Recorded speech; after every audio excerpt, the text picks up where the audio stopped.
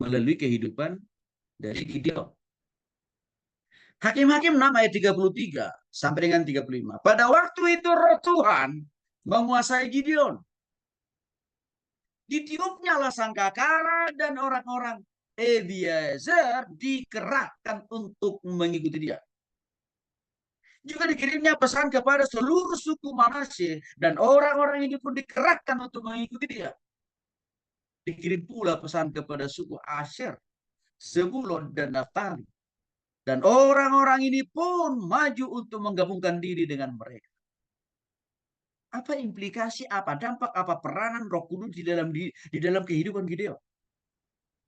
Roh Kudus itu memberikan dia kuasa, mempengaruhi, mengarahkan, membimbing, mendorong, mengajak semua orang-orang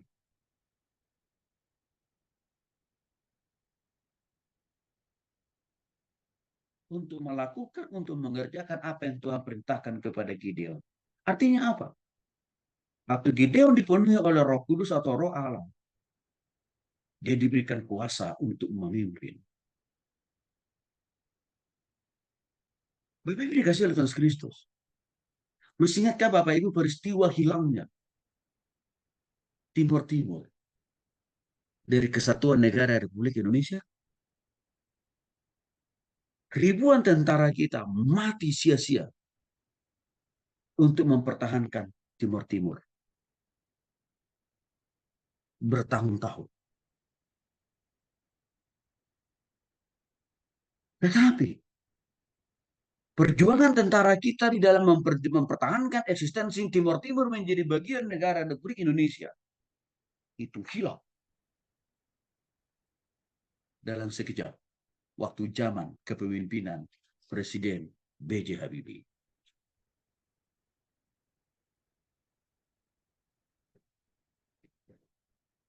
Ada apa di balik semua itu? Itu bicara masalah kepemimpinan kan? Itu bicara masalah leadership. Itu bicara masalah pengaruh. Sampai satu pulau dari negara kita hilang. Artinya apa Bapak Ibu? Nggak ada orang yang meragukan kepintaran, kecerdasan Habibie. Nggak ada. Dia orang pertama anak Indonesia asli yang bisa menciptakan pesawat terbang. Tapi dalam hal masalah leadership, hubungannya dengan kenegaraan, rupanya Habibie tidak sehebat waktu dia menciptakan, membuat pesawat. Mengapa? Kalau roh Allah tidak ada dalam diri seseorang, maka dia tidak punya kuasa, tidak punya kemampuan memimpin, mempengaruhi, meyakinkan orang lain untuk ikut dia. Kan itu menjadi penyebab salah satu faktornya. Kenapa Timor Leste harus hilang? Ada implikasi penting buat kita dari pengalaman Gideon waktu dia dikuasai oleh roh Allah atau roh, sangat penting. Kita ini semua Bapak Ibu adalah pemimpin dalam keluarga. Ada yang jadi suami, ada yang jadi istri. Lalu Pak Tony saya belum nikah loh Pak. Entar sabar dulu, ada bagian saudara. Saudara juga tetap pemimpin. Minimal memimpin diri sendiri ke jalan Tuhan. Maka untuk itu perlu juga dipimpin oleh Roh Kudus. Belum lagi kalau kita dikasih kesempatan ada dalam struktur, di dalam pelayanan, menjadi pendeta, menjadi majelis, diaken, guru sekolah minggu, ketua pemuda. Oh sudah, berarti posisi strategis sudah Bapak Ibu dapatkan dalam hal masalah memimpin. Tapi ingat, seringkali kita sudah dikasih posisi yang strategis, tapi tidak langsung otomatis kita bisa punya kemampuan leadership, bisa punya kemampuan mempengaruhi dan mengarahkan orang-orang yang kita pimpin. Ini masalah.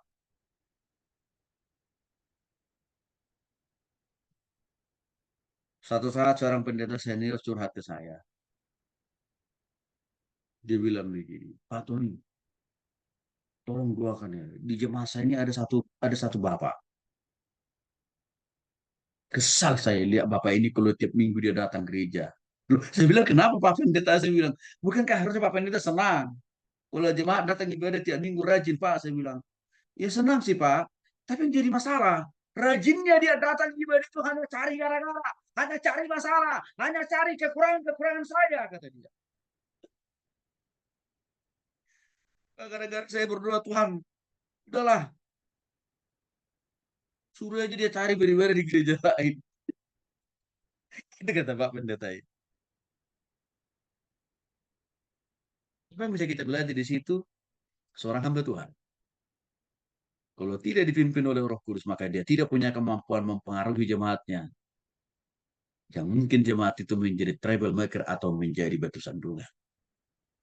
Maka kita butuh pimpinan kuasa Roh Kudus sebagai hamba Tuhan untuk bisa apa? Memimpin, mengarahkan, mendorong, memotivasi, termasuk juga membina. Bukan membinasakan Bapak Ibu. Jemaat-jemaat kita. Entah di antara jemaat kita itu ada yang susah diatur, ada yang mudah dan sangat gampang dibimbing. Kita butuh kuasa Roh Kudus. Sama juga dalam pekerjaan Bapak Ibu. Supaya Bapak Ibu bisa efektif di dalam posisi struktur yang ada dalam pekerjaan. Sebagai pengusaha, oh Bapak Ibu butuh pimpinan Roh Kudus. Butuh arahan Roh Kudus. Butuh kuasa daripada Roh Kudus. Karena itu juga yang membuat Gideon sukses. Ya, itu yang membuat Gideon sukses Bapak Ibu. Di dalam melakukan tugas yang Tuhan percayakan kepada dia. Hari-hari ini Bapak Ibu dikasih oleh Tuhan Kristus, ada banyak orang-orang tua karena tidak dipimpin oleh Roh Kudus, gagal membimbing, mengarahkan, membina, dan mengajar anak-anaknya. Banyak. Akibatnya apa yang terjadi? Anaknya lebih memilih taat terhadap geng komunitas dia daripada mengikuti apa yang diperintahkan oleh bapak dan mamanya. Kan ini ironis Bapak Ibu. Anak lahir dari dalam diri kita sendiri, tapi dia lebih percaya terhadap kelompok gengnya. Dia lebih nurut terhadap teman-temannya. Nurutnya pun untuk melakukan yang jahat, Bapak Ibu.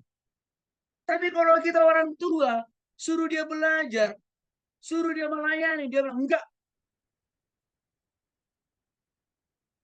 Apa masalah di balik semua itu?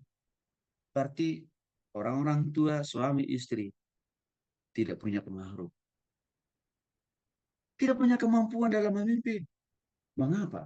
Karena roh Tuhan atau roh kudus tidak ada dalam diri kita. Bapak Ibu dikasih oleh Tuhan Kristus perlu saya jelaskan juga.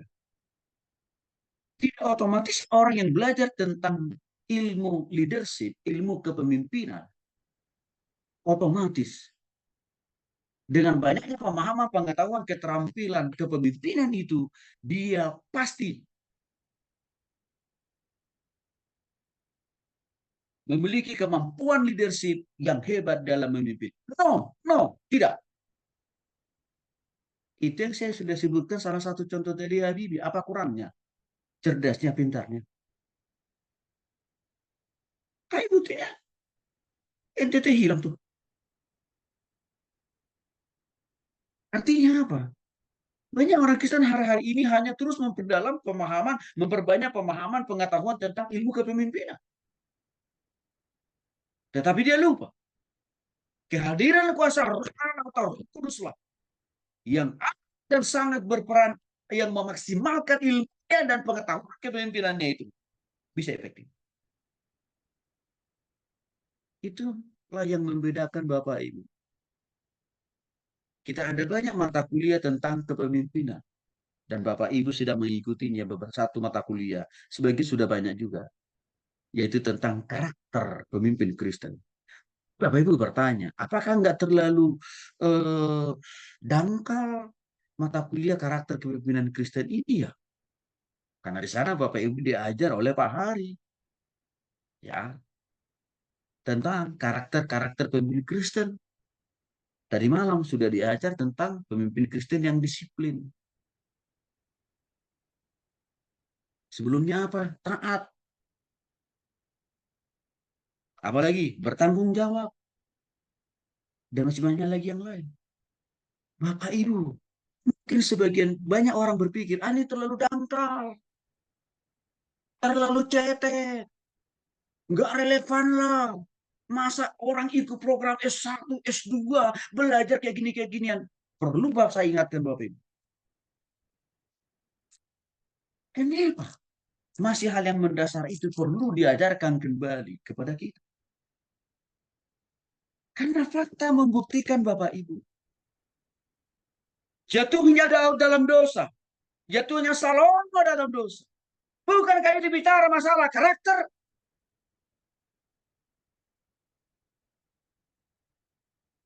Itu masalah karakter. Masih banyak lagi tokoh-tokoh dalam perjanjian lama dan juga dalam perjanjian baru. Mereka mereka pernah dipercaya oleh Tuhan, tapi dalam perjalanan mereka terjerumus dalam dosa. Itu masalah karakter.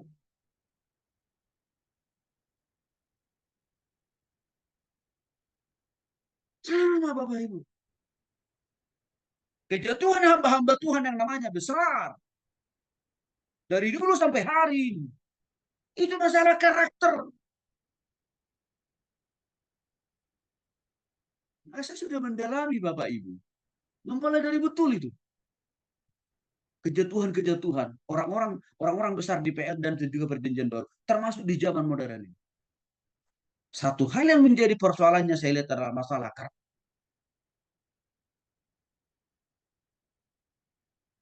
Tapi kalau kita bicara di dalam kehidupan berbangsa dan negara. Ini masih hot news beritanya. Bapak Ibu pasti tahu. Baru dalam sejarah negeri ini, ketua KPU dipecat karena masalah karakter. Perjinahan kan Bapak Ibu?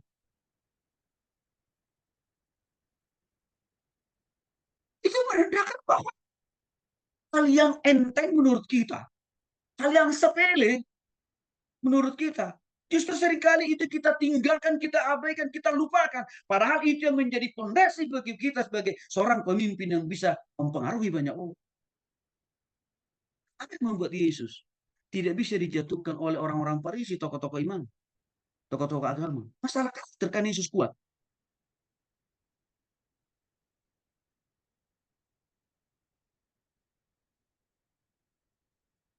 Oke Bapak Ibu, itu ada dasar teologisnya. Dan juga ada hubungannya dengan persoalan-persoalan yang ada, masalah-masalah yang ada di dalam PL dan PB. Kejatuhan para pemimpin besar termasuk di zaman sekarang. Maka perlu ada mata kuliah itu.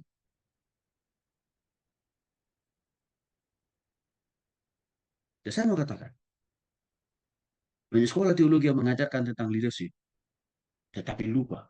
Hal yang paling amat dan sangat mendasar itu masalah karakter tadi.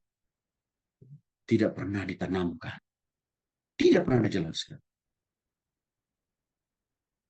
Sehingga apa yang terjadi? Orang itu lulus. Tetapi karakternya tidak berubah. Maka sengaja saya minta dosen kita, bukan pendeta full time, mengajarkan mata kuliah karakter pemimpin Kristen. Tapi sengaja saya pilih seorang pengusaha. Bapak Ibu pasti bertanya, apa sih alasan Pak Tony? Oh, bukannya pendeta besar, gitu ya, yang mengajarkan tentang karakter pemimpin Kristen. Alasannya Bapak Ibu, supaya Bapak Ibu lihat, masih banyak pengusaha. Hatinya full time untuk Tuhan. Ya, dan juga karakternya tidak kalah dengan hamba Tuhan besar. Maka di situ saya memberikan sebuah contoh kepada Bapak Ibu. Bagi para profesional dan pengusaha, Bapak Ibu juga bisa mempraktikkan karakter Kristus di tengah-tengah usaha dan bisnis Bapak Ibu yang seringkali tidak bersahabat. Karena dosen kita Pak Haris sudah memberikan contoh dan model. Saya kira dia banyak sharing tentang pengalaman dia pribadi. Bagaimana hubungannya bagi kita bagi hamba Tuhan penting. Melalui pengalaman beliau, kesaksian beliau, kita hamba Tuhan bisa melihat. Kalau saya tidak punya karakter lebih baik dari seorang yang bukan hamba Tuhan full time, terlalu kan gitu. Tapi saya punya harapan Bapak Ibu. Tolong mata pelajaran yang sudah kita ikuti jangan hanya sebatas di pengetahuan, di pikiran. Jangan hanya sebatas nambah wawasan, tapi harus masuk ke dalam perilaku dan perbuatan. Saya kasih contoh untuk kita semua. Mata kuliah, Pak. Mata kuliah, Pak. Pengantar, Pak. Itu kemarin, Sabtu yang lalu. Bapak Ibu itu banyak kan, Pak. Padahal Bapak Ibu udah tahu kan, jam 14.00 sampai dosennya nggak bisa memulai on time. Karena Bapak Ibu tidak disiplin.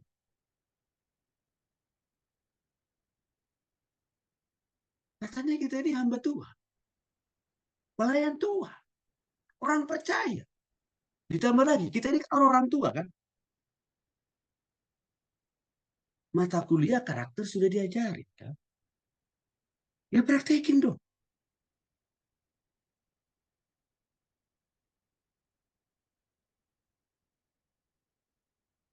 Praktekin dong. Lakukan dong. Salah satu ukurannya di dalam proses perkuliahan kita. Dan juga nanti dalam kehidupan Bapak Ibu. Dalam pekerjaan. Dalam pelayanan. Ya tunjukkanlah karakter Kristus. Kan udah diajarin. Dan termasuk juga dalam mata kuliah saya. Saya juga masih sering menemukan Bapak Ibu. Super kelas.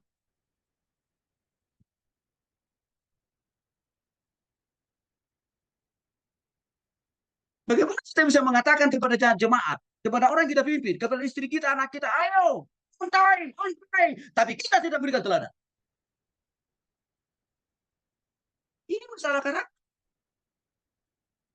Makanya mata kuliah itu perlu dihadirkan. Tapi sekali lagi, bukan hanya menambah wawasan kita, Bapak Ibu, tapi mengubah pengalaman kita, mengubah perilaku kita, mengubah karakter kita. Saya harus lebih tegas. Karena ini penting.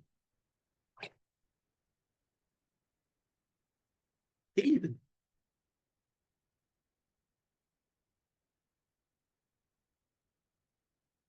Sebenarnya beberapa dosen kasih laporan ke saya. Pak, tadi saya sebenarnya ingin on time, Pak. Tapi mahasiswa Bapak itu loh, nggak on time. Nah, mungkin. Itu yang orang-orang tua semua, orang-orang dewasa. Maka Bapak Ibu tahu nggak? Kita belajar bukan hanya supaya diberitahu. Sebenarnya Bapak Ibu, hanya orang yang menghubungi saya. Pak Tony, saya bayar 10 juta.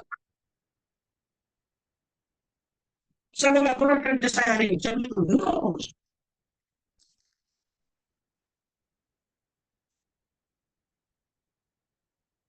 Sudah, sudah suara bohong. Soalnya bukan seperti itu. Sekolah kan bukan itu aja. Ijazah. Sekolah kan itu sekolah umum juga. Bukan. Seperti itu coba. Saya selalu dibeli, ayo Pak, saya bayar lebih deh. Kalau ini tak pernah. Saya bilang tidak. Komisi lain udah langsung disikat. Ya, aja juga. Berbeda Kristus Kristus.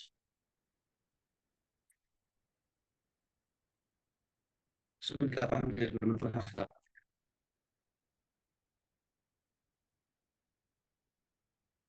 Sekali lagi, situ pentingnya terus. Bagaimana supaya kita bisa taat terhadap firman Tuhan, arahan Tuhan, bimbingan Tuhan. Fokus itu juga memberikan solusi buat kita. Bagaimana mempraktekkan hidup sesuai dengan kehendak.